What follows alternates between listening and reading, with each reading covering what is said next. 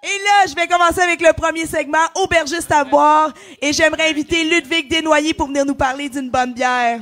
On l'applaudit! Wouhou!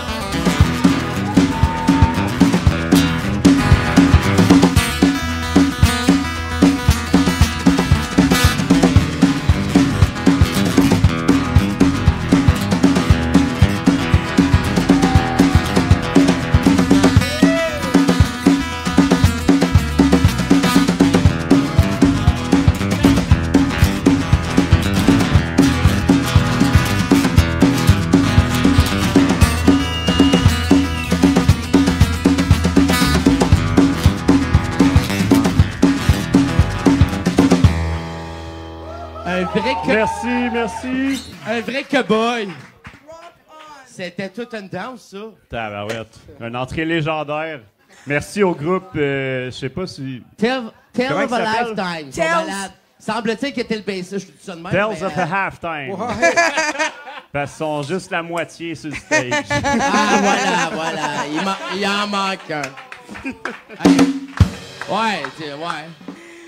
Ouais, je pense que tu les connais très bien, effectivement. Ouais. Puis je pense que le public est ici en grande partie, justement, pour vous voir. Fait que je pense qu'ils savent que tu fais partie aussi du band. Y en a-tu qui ne savaient pas que Ludwig était dans le band? Ah! Tu vois? Ben, ça veut dire qu'on a des gens qui vous découvrent ce soir. Spoiler Ça, c'est alert. génial. Écoute, mon cher Ludwig, nous autres, on a vécu, pour ceux qui nous suivent un peu à la maison et ici dans le public, on a vécu un événement incroyable qui s'appelle le Festival Communion dernièrement. C'était au début du mois, ça. C'était au début du mois. Ça a été d'une intensité avec des groupes punk, des groupes métal, mais on a eu bien du fun. Hey, je commence à peine à m'en remettre aussi, je pense. Ouais, en fait, ma voix est encore restée là-bas. Depuis ma communion dans l'univers punk hardcore, je pourrais dire que l'esprit du métal m'a envahi. Ah ouais, hein? L'esprit du... Oh! Sound effect. Oh! Tu regardes Rob, là. Non, tu me l'avais pas collé, ce sound effect. Que je voulais juste remercier, en fait, les gens qui étaient à l'organisation de ce festival-là. Oliver, Patrick, Stewie, et surtout aussi la Taverne de la Soif puis la boîte de nous avoir reçus pour le podcast. Merci À tout le vraiment. monde. On peut les applaudir. Puis en plus, c'est pas une joke, Kathleen, je suis sur le bord de me partir un band metal. Ah ouais? Ouais. C'est pas une joke. Je vais lâcher le Tales of a Halftime. Halftime. Ouais, laisse faire les cowboys, là. Métal. La crête, puis les côtes à stud. Moi, je suis capable, hein? Je suis capable. Hey, écoute, trêve de métal. On va aller dans le vif du sujet. Donc, toi, tu es ici pour nous présenter une bonne beer. T'aimes-tu ça, là? Beer! Wouhou! Le monde suit, c'est bon. Là, ça suffit. C'est bon. Fait que tu nous présentes ce soir. Ben, à soir, on parle de la Kentucky Common. Oh! À ne pas confondre avec KFC. Kentucky Fried Chicken, ça n'a pas rapport. Ça n'a pas rapport. Non. Il y a comme un début de nom pareil, mais ça n'a pas du tout rapport. Puis il y a le C aussi de Common, mais Ouais, mais c'est pas ça. ça n'a pas rapport avec Chicken. Non, faut pas les confondre. Mais c'est ça, c'est une recette historique. La Kentucky Common, c'est une recette historique qui est originaire des États-Unis. Là, on déroge, hein. C'est toutes les autres chroniques. Je parlais de ma nationalité d'origine, Ouais, c'est ça. Tu parlais beaucoup d'Allemagne. d'Allemagne, mais là, Ouais. finalement, on est rendu de l'autre bord de l'Atlantique. Oui, t'as hésité. J'aime ça. Alors, ce soir, à votre cours de Il aime géographie... ça, la bière, lui. Ouais. T'aimes ça, la géographie? Géographie. No.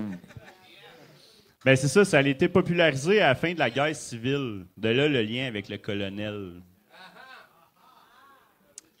Toujours un lien à quelque part. Hein. Mais son règne, il n'a pas duré tant longtemps parce que ça a fini aussitôt que la prohibition est arrivée. Ouais. Hey, ça n'a pas tué des entreprises, cette histoire-là. Hein? Ouais. Ah, là. Ouais. Je pense que c'était un coup monté D'après moi, oui. contre les industries de la bière. Mais bref, tout ça pour dire que le règne a revu le jour Ouais. Ouais. en 2021. OK. Cette bière a revu le jour en 2021 à Saint-Blaise-sur-Richelieu. Oui, Oh! j'ai une petite idée où est-ce que tu Phoenix t'enlignes. est revenu, en tout cas, ça de ses cendres. Ça l'a revu le jour. Parce que là, tantôt, quand tu as présenté la bière, tu as dit Kentucky Common, mais tu pas dit de où. Puis là, je suis contente parce qu'on y arrive. Donc, à la terre à boire, mesdames et messieurs. Et voilà! Yep. Donc, très rapidement, si tu peux nous expliquer, ben, en fait, c'est une Dark Cream Ale. Ben c'est ça, on va se le dire, là, au Québec, il n'y en a pas beaucoup là, des microbrasseries qui font des vieilles recettes de bière comme ça. Fait que on va lever notre chapeau à terre à boire. Ou notre verre. Merci à ceux qui ont le chapeau. Yeah! Bravo! Parce que c'est une recette qui est très rare, on va se le dire. Ils en font plus souvent. Il y a quelques nano-brasseurs qui pratiquent cette recette-là, mais très peu de microbrasseries au Québec la font. Puis là, en plus de ça, terre à boire, ils le font avec leur propre maïs biologique, récolté à même leur terre. Donc, ça, c'est une mention très spéciale. Encourageons local. Ça goûte le maïs frais. Puis c'est une levure de type L. C'est une levure de type L, Et oui. les grains, pour avoir la belle couleur ambrée, brune, donc les grains sont bien entendu caramélisés. Exactement. Puis c'est le maïs. C'est 30% de maïs qui compose la bière. C'est quand même énorme. Oui. Puis c'est ça qui vient enlever le côté acide du grain, justement. Oui. Puis son côté caramélisé, il est très présent. On le goûte tout de suite. Tu le vois par sa couleur aussi. Exactement. Elle est très foncée. Exactement. Puis, dis-moi, j'aurais aimé ça juste qu'on parle rapidement du fait qu'ils ont déjà fait aussi une version uncommon à la terre à boire, si je me trompe pas.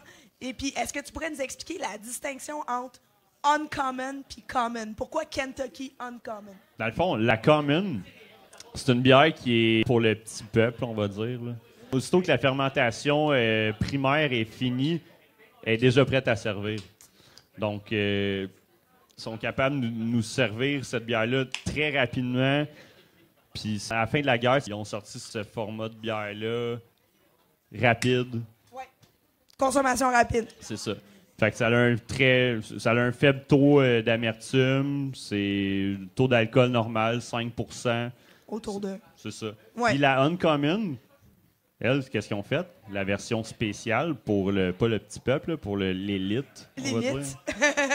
Ben, ils l'ont fait vieillir en baril de. Ben là, à la terre à boire, eux autres, ils l'ont fait tout d'abord avec la première version, baril de Bourbon. Puis là, prochainement, ils vont en sortir une. En baril de vin d'orge. Non! En baril de rhum. De rhum, excuse. En baril de rhum, ben oui. Oui, ça va lui conférer des notes un peu différentes. C'est vrai. Non, c'est pas là le baril de vin d'orge. C'est pas tout de suite. Check tes notes. Ben c'est super. Fait que si on veut la consommer, elle est disponible en fût, bien entendu, à la terre à boire et aussi en Bouteille de 500 ml. Puis à la terre à boire, ils ont eu dernièrement, ça fait un mois à peu près, le fût avec le creamer. Ça vient. Ça, c'est la touche. Ça fait toute la différence. C'est la touche qui manquait à la terre à boire pour venir ajouter une petite touche dans mon flavor saver. Dans ton flavor saver. Pour ceux qui ne connaissent pas ce qu'est un creamer, dans le fond, ça sert à faire un beau collet à la bière, surtout du type Dark Cream Ale. Ben exact, c'est une Cream Ale, elle porte bien son nom. Puis pour terminer, j'aimerais ça que tu nous jases un peu qu'est-ce qu'il y a de neuf à la terre à boire. Ben là, c'est ça, le baril de vin d'orge qu'on parlait tantôt. Il est là. Ils ont fait vieillir une autre bière qui est revenue, c'est la bière d'hiver. Oui, c'est vrai, il y avait une version l'année passée. Oui. Mais là, c'est une version beaucoup plus naturelle. Ils n'ont pas rajouté de sirop d'érable. En fait, vu qu'ils l'ont mis dans le baril du vin d'orge l'année passée, c'est venu juste donner le caractère qu'elle avait besoin, puis elle est parfaite comme ça. C'est mon nouveau coup de cœur. C'est ton nouveau coup de cœur? Ah, ben, il va falloir peut-être la voir prochainement au podcast. Venez à terre à boire pour goûter à ça. Yeah, yeah!